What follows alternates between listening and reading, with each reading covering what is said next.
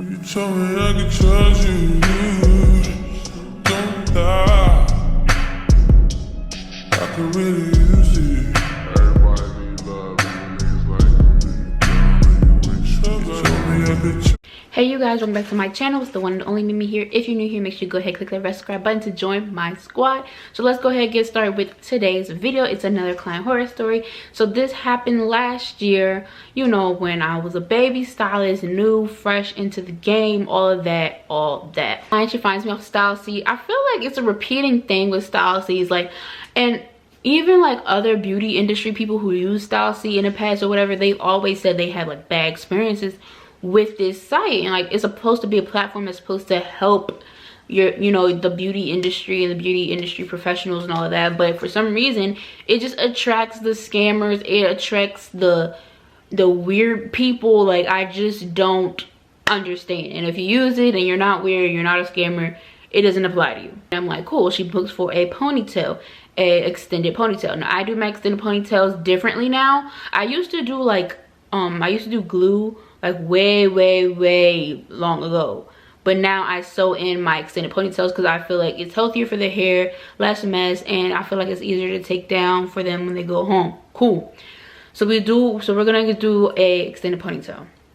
Now we're going back and forth. She's asking me questions. Go ahead, ask all the questions you want, I'm gonna answer it. So the day of her appointment, she comes 30 minutes late. Why do all my clients come 30 minutes late? I don't know. I'm really like a passionate person, or like an understanding person, so I'm like, okay, I'm gonna wait for you, and now I will wait for you, but you're gonna pay a fee. Like, I can't, because you're, yeah, absolutely not. I seen that like she had food in her hand, and I'm like, okay, so you're late because you got food, sis, but you know, everybody gotta eat. It's fine, it's cool, whatever. I just want to start.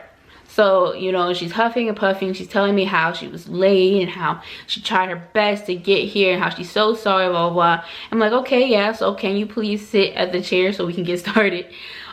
Because I was on a time crunch. I needed to be at a place by a specific time.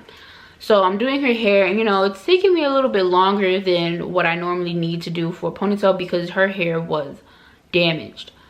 She had a relaxer. I try to like tell my relaxer clients to kind of like inch away from getting relaxers, just because at the end of the day, it's not really good for your hair.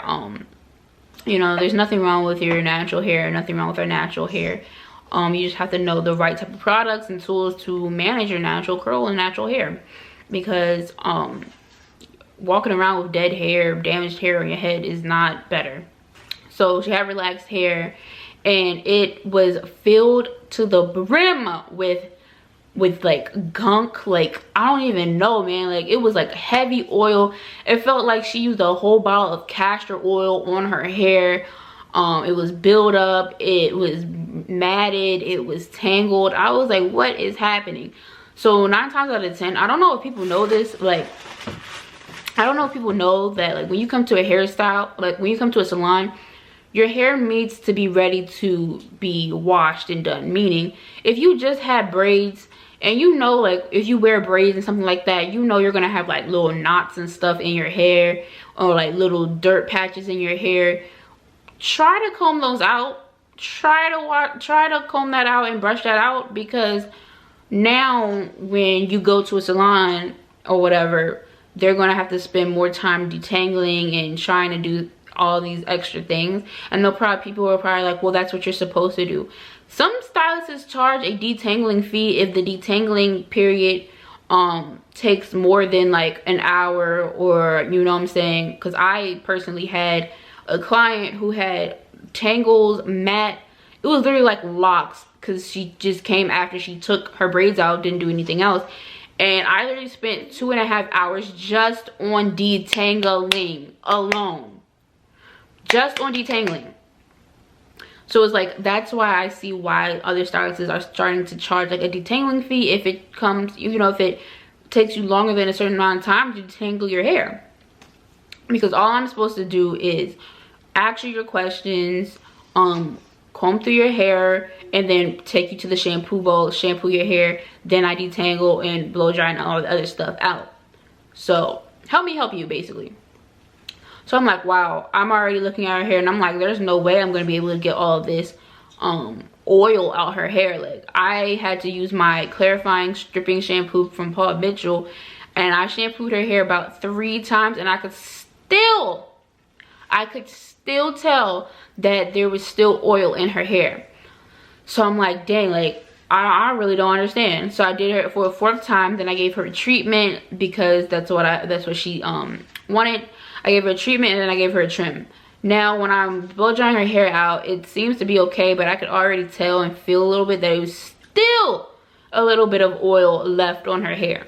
So I'm just letting her know that, like, you don't really need to put castor oil on your actual hair strands. That's more so like for the scalp, because that oil really weighs the hair down, and it's hard for the oil to leave the hair for some reason. That's just for like my personal experience. And so she was like, oh, okay. So I'm straightening her hair out, and I'm just looking at it, and I'm like, wow, like, I already know, like, it has oil still in the hair. But nonetheless, I still slick it down to mold that ponytail and make that ponytail do what it needs to do, because at the end of the day, it's a ponytail.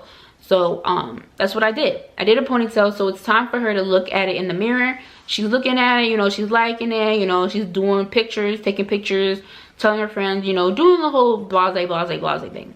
So like I said, where I am, I'm located in a basement, and it takes forever for payments to come through, which doesn't really make sense. And I really wish that this location, like, I don't know why it's just this location, but this location I feel like is the worst location than all the other locations in my state. Like, I feel like we have like the suckiest location ever, and I might go ahead and change that location. But the Wi-Fi, it only works on Wi-Fi. There's no reception down there.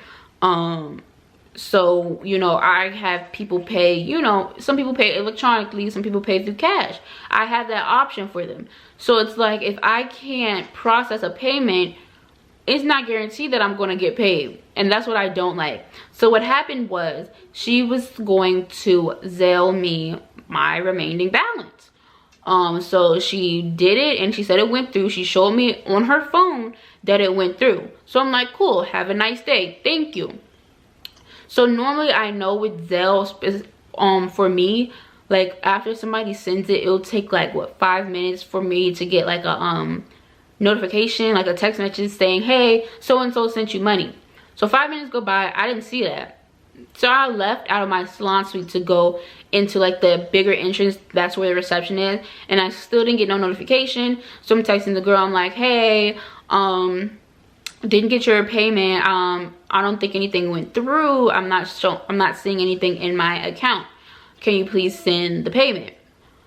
I didn't get any message from her. In fact, the message turned like a weird color, and I'm like, did she just block me?